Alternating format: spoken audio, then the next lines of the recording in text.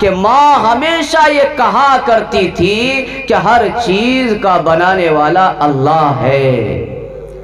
میری ماں بھی یہی کہا کرتی تھی اور میرے استاد محترم بھی یہی کہا کرتے ہیں کہ جب کچھ مانگو تو اللہ سے مانگو، اللہ ہر ایک کی ضرورت کو پوری کرنے والا ہے، اللہ ہر ایک کی حاجت کو پوری کرنے والا ہے۔ اس بات کا خیال حضرت بایزید بستامی رحمت اللہ علیہ کے ذہن میں آیا۔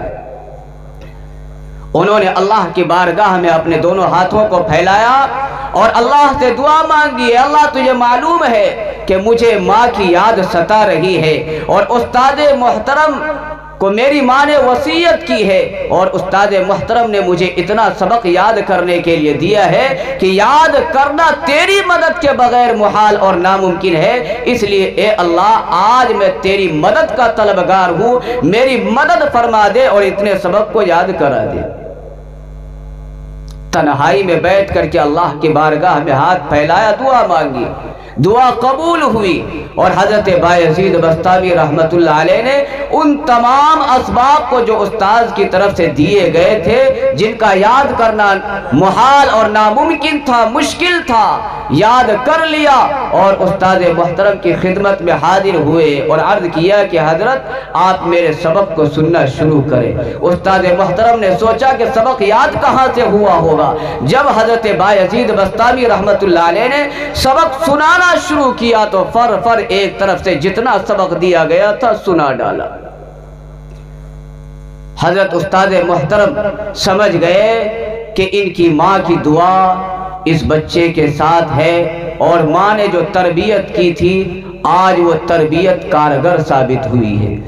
اس لیے نہ چاہتے ہوئے بھی حضرت استاد محترم نے حضرت بایزید بستامی رحمت اللہ علیہ کو اس بچے کو ماں سے ملاقات کرنے کی اجازت دے دی۔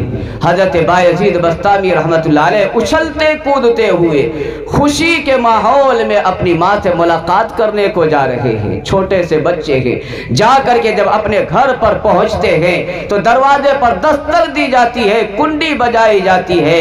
ایک مرتبہ دستک دی گئی، اندر سے کوئی جواب نہ آیا، دوسری مرتبہ کنڈی بجائی گئی، کوئی جواب نہ آیا، تیسری مرتبہ جب کنڈی بجائی گئی کوئی جواب نہ آیا تو حضرت بایزید بستامی رحمت اللہ علیہ نے کہا کہ ماں کیوار تو کھولو، دروازہ تو کھولو۔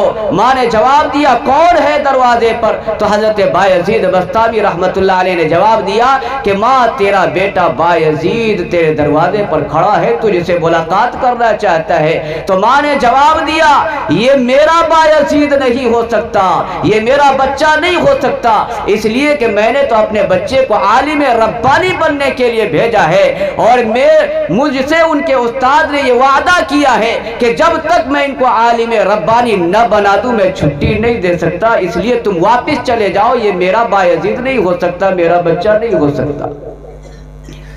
حضرت بایزید بستامی رحمت اللہ علیہ دل ٹوٹا، چھوٹے سے تھے، ماں کا جواب سن کر کے چلے آئے، الٹے قدم واپس ہو گئے۔ آیا تو دیکھ رہے ہیں، استاد محترم نے دیکھا کہ تنہائی میں بیٹھ کر کے رو رہے ہیں۔ استاد نے بلایا کہ بیٹا کیا ہوا؟ تو پورا ماجرا سنایا، واقعہ سنایا کہ میں اپنی ماں سے ملاقات کرنے کے لیے گیا تھا، میری ماں نے یہ جواب دے دیا کہ یہ میرا بایزید نہیں ہو سکتا، یہ میرا بیٹا نہیں ہو سکتا۔ تو ان استاد محترم نے پوچھا کہ بیٹا اپنی ماں سے ناراض تو نہیں ہو؟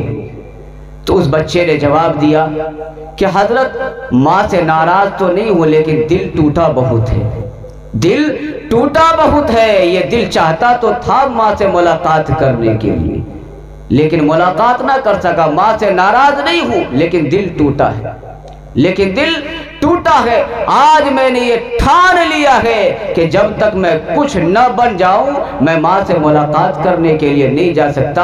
اور استاد محترم میری ایک بات یاد رکھیے، آپ کی خدمت میں ایک درخواست میں کرتا ہوں کہ آپ یہ دعا فرما دیجئے کہ اللہ تبارک و تعالی میری ماں کو اس وقت تک زندہ اور سلامت رکھے جب تک میں کچھ بن نہ جاؤں، اور میری ماں مجھے عالم ربانی بنا ہوا نہ دیکھ لے۔ آپ یہ دعا فرمائیے کہ اس وقت تک میری ماں باحیات رہے، زندہ اور سلامت رہے۔